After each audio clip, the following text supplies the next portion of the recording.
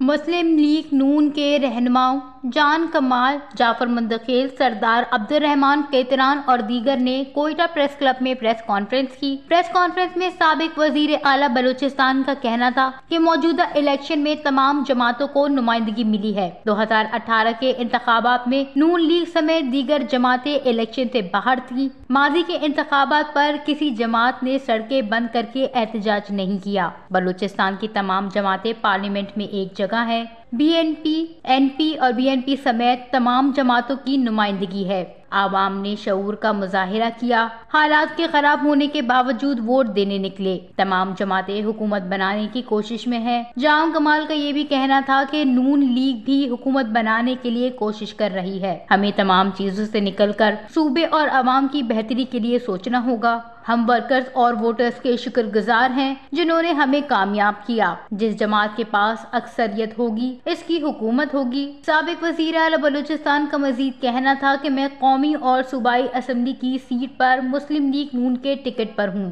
Party کی leadership کی مشاورت کے بعد دیکھیں گے کہ قومی اسمبلی جائیں یا صوبائی اسمبلی جائیں۔ بلوچستان عوامی پارٹی ہماری جماعت تھی جہاں فیصلے یہی ہوتے تھے۔ اب فیڈرل کی جماعت میں ہیں تو فیصلے پارٹی قیادت کرے گی۔ پریس کانفرنس میں سابق وزیر اور مسلم لیگ نون کے رہنما سردار عبد الرحمان کیتران کا کہنا تھا کہ انتخابات میں خود کو سرمچار کہنے والوں نے حالات خراب کرنے کی کوشش کی ہے۔ میرے علاقے میں راکٹ پھینکنے والوں کو عوام نے جواب دیا۔ احتجاج کرنے والوں سے کہتا ہوں عدالت کا راستہ اختیار کرے۔ احتجاج اور سڑکیں بند کرنے سے عوام کو مشکلات ہیں۔ مسلم لیگ نون کے رہنما جعفر مندخیل کا کہنا تھا کہ ہمارا آزاد امیدواروں سے رابطہ ہوا ہے۔ تمام آزاد امیدواروں سے ہم رابطے میں ہیں جن سے مثبت جواب ملے ہیں۔ مسلم لیگ کی اس بار کارکردگی بہت اچھی رہی ہے۔ ہر صوبے میں 10 سیٹیں اور 5 قومی سیٹیں حاصل کی ہیں۔ کئی سیٹیں ہم بہت کم مارجن سے ہارے ہیں۔ جعفر مندخیل کا یہ بھی کہنا تھا کہ بلوچستان میں 16 سے 17 سیٹیں ہوتی ہیں اور قومی